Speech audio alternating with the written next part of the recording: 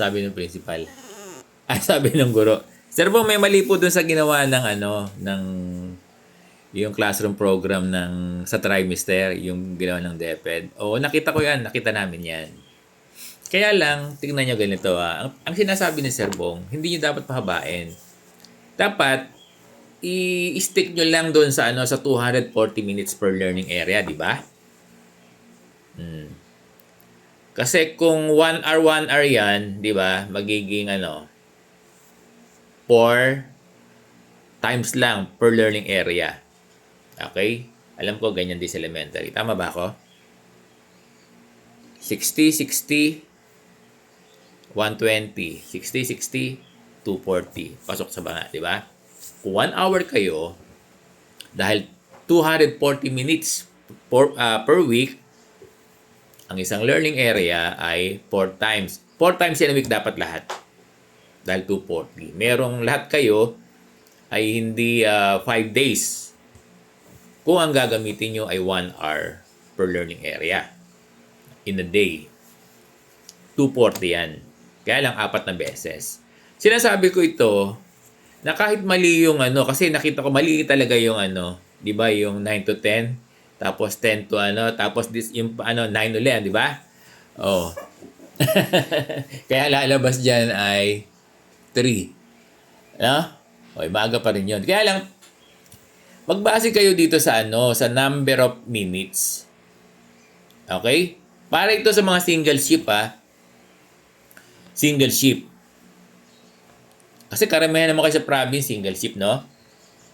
Ilang minutes per learning area?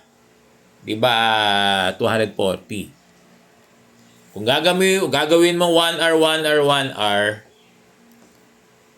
4 times in a week lang. Di ba? Kaya lang, baka late in the afternoon na umuwi, yung mga second shift. Okay? Pero sa single shift, pwedeng gawin yan. 1 hour, 1 hour. Subukan nyo na lahat ng learning areas ay 4 times in a week lang. Yes. Then, Sir Bong, hindi. 4 days lang ang pasok. Hindi. Hindi ganun. 5 days din yan. Kaya lang yung lahat kayo ay 4 days in a week na. Lang yung may araw na wala. Wala yung learning area niya, no? Pwede mga guro, araw-araw meron yan. May turo yan. Ngayon, sa mga single shift, sa mga 2 shift, dahil kung 1 hour, 1 hour tayo, aabutin ng alas 9 yan. Ganyan, o alas 8 ng gabi, di ba? Sa 2 shifts, itry nyo naman yung ito, kasi, ang kukonsider natin yung 240 minutes, di ba? 48 minutes per learning area. Yan lang, suggestion ko lang to. Pag tinimes mo yan sa 5, tama ba ako? 240? Check nyo nga. Kaya lang, araw-araw, 5 days yung per learning area. Get niya ako? Kasi 2 shifts di ba? Kasi kung 1 hour pa rin tayo sa 2 shifts, di ba? 1 hour, 1 hour. Second shift, aabutin ng gabihan, baka umuwi yan ng 8:30 or 9. Hindi natin dapat yun. Magmo-modify tayo. Kasi kung uwi mga bata ng gabing-gabi, marami ang nagra-riot. Lalo sa amin dito sa Caloocan. Ang tatapang ng mga bata rito, maraming gang dito Maraming gang. Kaya hindi kami nagpapauwi ng gabing-gabi para sa safety ng mga bata namin.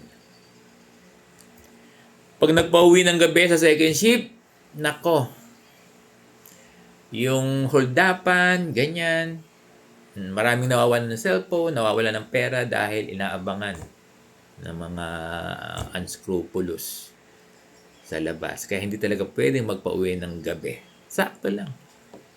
Kaya tayo, na second shift, hindi applicable sa atin yung 1 hour per learning area. Pero ma-achieve natin yung 240. Bawasan.